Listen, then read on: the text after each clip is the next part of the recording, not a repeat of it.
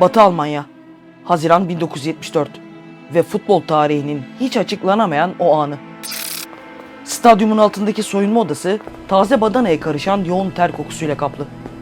Bembeyaz bir ışık yayan floresan lambalarının altındaki Zaire milli takımı maça çıkmak için son hazırlıklarını yapıyor. Kramponlarını bağlayan, aynada son kez kendisine bakan, formasını düzelten sporcuların arasına siyah takım elbiseli adamlar karışıyor aniden. Federasyon yetkilileri ya da komiteden değil bu gelenler. Ülkelerini 14 yıldır demir yumrukla yöneten Mobutu'nun muhafızları. Başarı dilekleri için gelmedikleri bellerindeki silahlardan belli. Diktatörün mesajını iletiyorlar futbolculara. Az sonra oynayacakları Brezilya maçında 3 golden fazla yerlerse ülkelerine canlı dönemeyecekler. Gelsenkirchen'deki stadı dolduran 60 bin kişi maçın başlamasını bekliyor heyecanla. Taraftarları pek yok ama maça çıkmak zorundalar. Onları bekleyen çim sahadaysa Jairzinho var, Rivelino var, genç Zico var. Brezilya dünyanın en iyi futbol makinesi. Herkes kazanmak için oynar ama Zaireli 11 adam o gün kazanmak için değil, hayatta kalmak, eve canlı dönebilmek için çıkıyor o sahaya. Hakemin düdüğüyle maç başlıyor. Brezilya her zamanki gibi baskı kuruyor, atak yapıyor, mükemmel paslaşıyor ve goller ardı ardına geliyor. Skor 3-0 ama Zaire hala ayakta. Can korkusu onları ayakta tutuyor. Fakat dakikalar geçmek bilmiyor. Dakika 78. Brezilya kaleyi rahatça görebileceği kritik bir noktadan serbest vuruş kazanıyor. Zairelilerin yürekleri ağızlarında. Saniyeler sonraysa tüm dünya onları konuşuyor, onlara gülüyor. İnsanlar televizyon karşısında gülüyor. Yorumcular gülüyor. Rakip oyuncular bile gülüyor. Ama kimse şunu sormuyor. Bu adam neden koştu? İşte bu sorunun cevabı 1974 Dünya Kupası'nın en karanlık sırrını açıyor.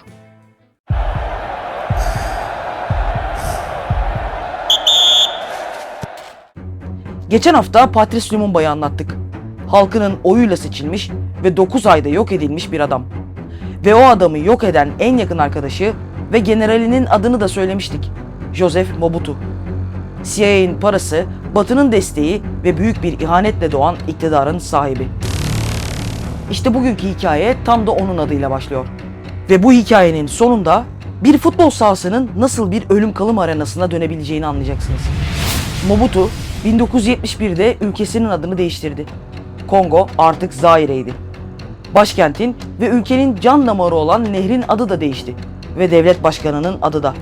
Joseph Mobutu artık Mobutu Sese Seko Nikugu Nigubendu Wazabanga'ydı.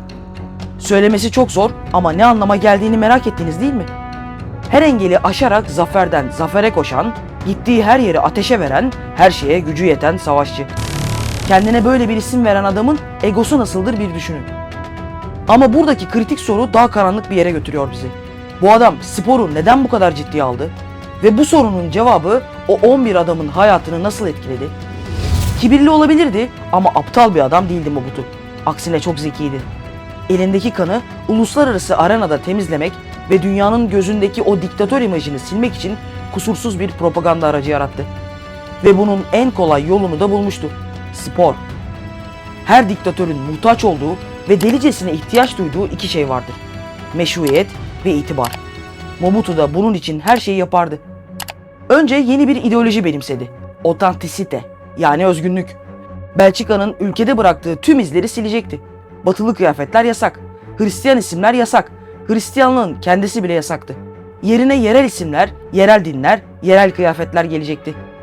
Mobutu'nun kendisi de bu ideolojinin yürüyen bir sembolüydü adeta. Her yerde, her zaman başında aynı şey vardı. Leopar derisi şapka. Ama şu soruyu da sormak gerek. Tüm bu yasaklar gerçekten Afrika kimliğini mi koruyordu? Yoksa Mobutu'nun iktidarını mı pekiştiriyordu? Bu özgünlük projesinin bir numaralı aracı da her zaman spor oldu. Diğer her şey gibi milli futbol takımının adını da değiştirdi. Aslanlar olarak bilinen takım artık leoparlardı. Kendi için belirlediği sembol leopardı çünkü. Futbolcuların başka ülke takımlarına transferlerini yasakladı ve her birini milli hazine ilan etti. Dünyanın farklı kulüplerinden teklifler geliyordu, daha iyi bir hayat şansı önlerindeydi ama ülkeden çıkışları yasaklandı. Mobutu astronomik paralar ödeyerek Yugoslav teknik direktör Blagoje Vidinic'i takımın başına getirdi. Ve teknik adam Zaire milli takımını 1974'te Afrika şampiyonu yapmayı başardı. İlk kez Sahra altı Afrika'dan bir ülke Dünya Kupası'na katılmaya hak kazanıyordu. Tüm halk bunu coşkuyla kutladı. Ama bu başarı milli oyuncuların en büyük kabusu olacaktı. Peki az önce de sormuştuk, bir diktatör ülkesinin milli takımını neden bu kadar ciddiye alır? Çünkü kalabalıklar olan bitene değil, topa bakar. Ve Mobutu da bunu çok iyi biliyordu. Turnuva Batı Almanya'da düzenlenecekti. Tüm takım yola çıkmadan önce Cumhurbaşkanlığı sarayına çağrıldı. Uzun masalar kurulmuştu. Yemekler özenle dizilmişti. Mobutu bizzat karşıladı onları. Her birinin elini teker teker sıktı. Omuzlarını sıvazladı. Evler vaat etti. Arabalar vaat etti. Döndüklerinde her biri zengin olacaktı. Ama bu vaatlerin de bir bedeli vardı. Sporcuların arasında Mwepu Ilunga da vardı. Henüz 24 yaşındaydı. Sarayda elini sıkan adama bakıyor ve gülümsüyordu. Tüm takım arkadaşları gibi o da çok mutluydu. Almanya'ya gidecek, dünyayı görecekti sonunda. Şahsen ben bu sahneyi düşünürken ürperdim. Çünkü sarayda o genç futbolculara gülümseyen adamlar, en başta da Mobutu, o genç adamları bir taraftan gururlandırıyordu, bir taraftan da onların ne kadar harcanabilir olduğunu çok iyi biliyordu. Almanya'ya giden uçağa binen futbolcular henüz bunun farkında değillerdi.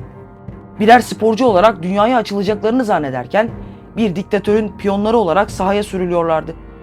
Yerlerinde siz olsanız ne yapardınız? Yorumlara mutlaka ekleyin.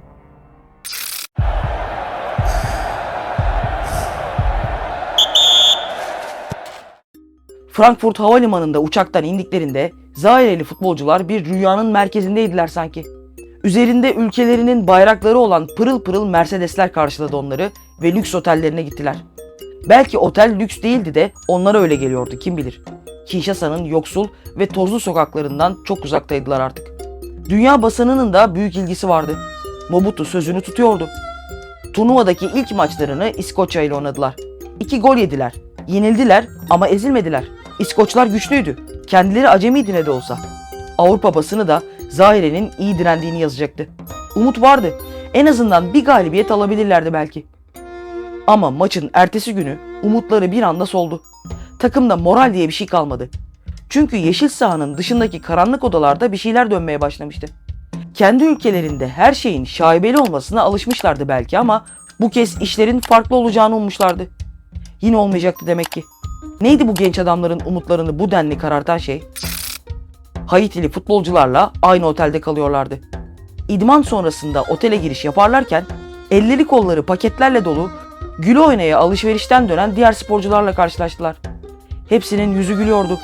FIFA her katılımcı ülkeye $500.000 prim ödemişti ve herkes bu parayı almıştı. Onların da hakkıydı bu para. Ter dökmüşlerdi. Afrika'yı temsil etmişlerdi. Peki primleri neredeydi? Hemen federasyon yetkililerine sordular.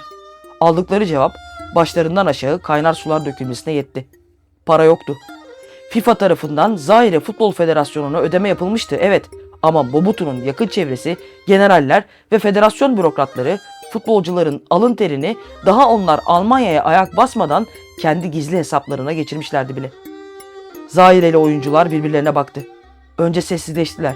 Sonra büyük bir öfkeyle doldular. Ve sonra isyan ettiler. Bir sonraki maça çıkmayacaklarını söylediler teknik heyete. Mobutu'nun Zaire'sinde hayal bile edilemeyecek bir itaatsizlikti bu. Ve o gece otelin koridorlarında hiç görülmemiş yüzler belirdi. Takım elbiseli, gözlüklü ve sessiz adamlar. Zaire gizli servisi. Odalara girip çıktılar. Fısıltıyla konuştular. Tehditler belirsizdi ama mesajları son derece netti. Futbolcuların kafasında artık primler değil, Kinshasa'da bıraktıkları aileleri vardı. Emeğiniz bu kadar göz göre göre çalınsaydı siz ne yapardınız? O an Mwepu Ilunga her şeyi anladı. Frankfurt Havalimanı'nda kendilerini karşılayan o pırıltılı Mercedesler birer makam aracı değildi. İllüzyondu sadece. Ertesi gün zorla otobüse bindirildiler ve sahaya çıkarıldılar. İkinci maçlarını Yugoslavya ile oynayacaklardı. Sahaya, atmosfere, rakibe, topa, kısacası futbola odaklanmak çok zordu o anda. Çalınan geleceklerini, geride bıraktıkları ailelerini düşünmeden duramıyordu hiçbiri. Çok tuhaf bir şey daha oldu o sahada. Maçın henüz başlarıydı ve zaten 3-0 gerideydiler. Yugoslav teknik adam Bloje Vidinić, kendi ülkesine karşı oynadıkları bu maçta takımın as kalecisi Kazadi Mivamba'yı oyundan çıkardı. Yerine giren Dimbi Tubulandu'nun boyu 1.64'tü ve oyuna girer girmez golleri yemeye başladı. Sahada hayalet gibi dolaşan oyunculara Yugoslavlar acımadı. Hakem son düdüğü çaldığında hiçbiri skor tablosuna bakamıyordu bile. Tam 9-0 yenilmişlerdi. Dünya Kupası tarihinin en farklı mağlubiyetlerinden biri olarak kayıtlara geçti bu maç. Takımın patronunun neden böyle bir değişim yaptıysa hiç anlaşılmadı. Kendi ülkesiyle işbirliği yaptığını söyleyenler de oldu, takımdaki protestoya karşı taktiksel bir hamle olduğu da söylendi. Milyonlarca insan ekranları başında bu çöküşü canlı canlı izlerken, otelde bekleyen takım elbiseli adamların gözünde sadece öfke vardı. Bu 9-0 sıradan bir mağlubiyet değildi çünkü. Leopar şapkalı diktatörün tüm dünyaya pazarladığı güçlü Zaire imajı yerle bir olmuştu. Ve Mobutu kendisini dünyaya rezil eden bu adamları cezasız bırakmayacaktı. Ve Brezilya maçından önce soyunma odasının kapısı bir kez daha vuruldu.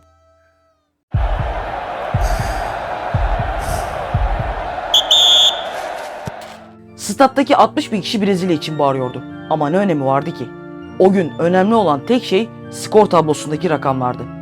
Düşünsenize, Yugoslavya'ya 9-0 yenilmişsiniz. Primleriniz çalınmış. Gecenin bir yarısı Zaire gizli servisi otelinizi basmış ve rakibiniz Brezilya. Böyle bir maçı nasıl oynayabilirsiniz ki? Ama oynamaya mecburdular. Hakemin düdüğüyle maç başladığında Zaireli futbolcuların tek bir taktiği vardı: hayatta kalmak. Brezilya dalga dalga geldi. Jairzinho, Rivelino, Zico, goller arka arkayaydı. 1-0, 2-0, 3-0. Her golde futbolcuların yüreği bir kat daha sıkıştı. Eldivensiz kaleci Kazadi Muamba elinden geleni yapıyordu. Mutlak goller can havliyle engelleniyor, bazı ataklar durdurulabiliyordu. Ve skor 3-0'da dondu.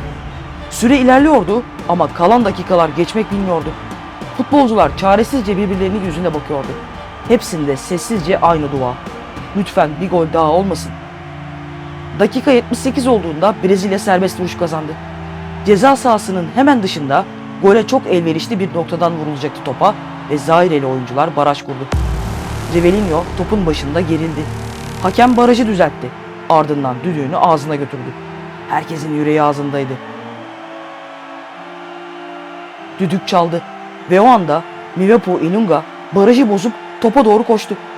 Düdük henüz çalmışken, topa daha kimse dokunamamışken hırsla fırladı ve tekmeyi savurdu.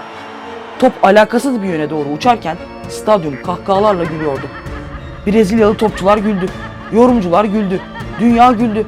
Afrikalılar kuralları bile bilmiyor dediler. Ama Ilunga yıllar sonra itiraf etti: kuralları mükemmel bir şekilde biliyordum elbette. Hakemin bana kırmızı kart göstermesini istedim. Bir dakika daha sahada durmak istemiyordum. Paramızı çalanlar tribünde rahatça otururken ben neden canımı riske atayım? Hakem insaflıydı ve sarı kart gördü Ilunga. Yani istemese de sahada kaldı.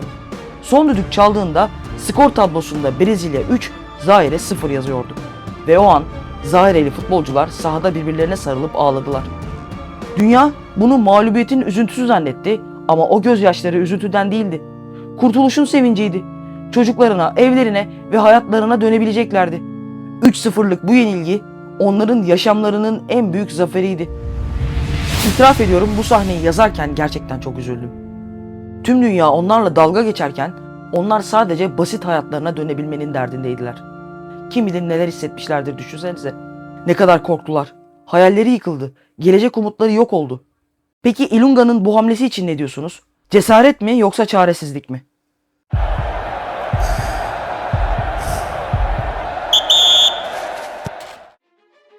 Dünya kamuoyu Batı Almanya'da yaşanan o alaycı kahkahalarla normal düzenine dönerken Miupa Ilunga ve arkadaşları için gerçek kabus daha yeni başlıyordu. Zaire'ye döndüklerinde onları kim karşıladı? Çiçekler ya da alkışlar mı? Tabii ki hayır. Çünkü tiranlar kendilerinde bu boyutta bir hayal kırıklığı yaşatanları asla ödüllendirmez. Mobutu da ödüllendirmeyecekti. Adamları havalimanında onları bekliyordu. Uçaktan iner inmez hepsi sarayın yolunu tuttu. Birkaç ay önce evler, arabalar vaat eden, sırtlarını sıvazlayarak onları Almanya'ya gönderen adam bir kez daha karşılarındaydı. Ve bu kez gülümsemiyordu. Hepsinin yurt dışına çıkışları yasaklandı. Avrupa kulüplerinin kapıları sonsuza kadar kapandı. Milli hazine unvanı verilmişti her birine ama ellerinden bir gecede alındı. Mobutu vereceğini iddia ettiği her şeyi misliyle geri aldı onlardan. Ama Mobutu Bozulan imajını tamir etmek için her şeyi yapmaya hazırdı. Yıkık bir diktatör olmayacaktı.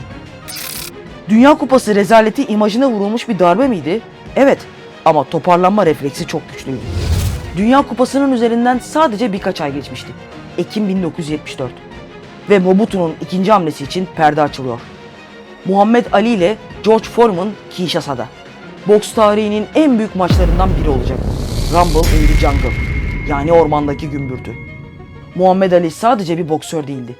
Vietnam Savaşı'na gitmeyi reddeden, bu yüzden ünvanını kaybeden, ırkçılığa karşı yüksek sesle konuşan bir adamdı. Dünyanın en tanınan yüzüydü o yıllarda.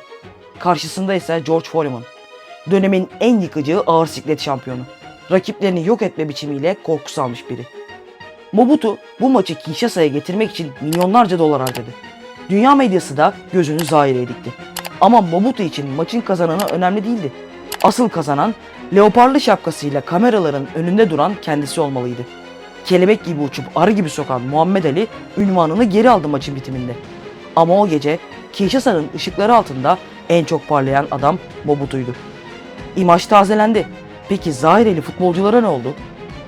Kaleci Kazede Mivamba 1996'da öldü. 5 kuruşu kalmamıştı. Madalyalarını satmıştı son çare. Orta saha oyuncusu Mavuba da aynı yıl mülteci olarak yaşadığı Fransa'da yaşamını yitirdi. Forvet Endaye Mulamba'yı yıllar sonra Güney Afrika sokaklarında dilenerek bulanlar oldu. Mivupa Ilunga ise, yani o topa delicesine koşan adam, 2015'te Kinshasa'da hayatını kaybetti. 65 yaşındaydı. Dünya onu hala gülünç zannettikleri bu olayın kahramanı olarak hatırlıyordu. Peki Mobutu'ya ne oldu? 1965'ten 1997 yılına kadar iktidarda kaldı. Sonunda da Laurent Kabila'nın ordusu Kinshasa'ya girdiğinde ülkeyi terk etti. Fas'a sığındı ve öldü. Arkasında ne bıraktı? Dünyanın en zengin topraklarından birinde yaşayan dünyanın en yoksul insanlarını.